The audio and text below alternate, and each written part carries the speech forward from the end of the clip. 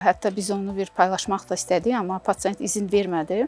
Hətta onu icra edən insan, deyim bir xanım, heç kosmetoloq, ümumiyyətlə heç həkimlikdən bir əlaqəsi yoxdur, tibb təhsili yoxdur. Sadəcə özü üçün evdə və yaxud hansısa salonda icra eləyir. Bəlli olmayan bir preparat gətirmişdilər. İndi adını bilməm nə dərəcədə demək doğru olar. O preparatdan fibroz düyünlər əmələ gəlmişdi üzündə. Hətta onun bir şəkilləri də var.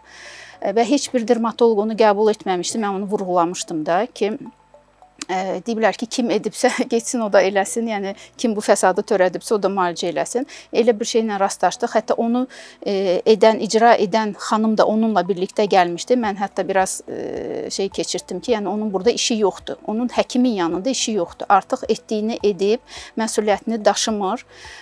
Bu şəkildə artıq həkimə müraciət edirlər. Yəni bu da nə dərəcədə doğrudur, necə olacaq? Yəni insanlar öz sağlamlıqlarına bu qədər alçaqdan baxmamalıdır. Yəni kosmetika, kosmetoloji prosedur deməyim də, yəni belə bir şey deyək də.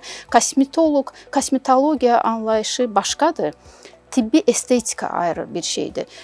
O insanlar sanki kosmetoloqdular, amma kosmetoloqun işi sadəcə baxımdan ibarətdir. Burada dəri baxımı olsun, səthi prosedurlar olsun, dəriyə heç bir travmatizasiya verməyən, heç bir invaziv prosedurlar olmamalıdır.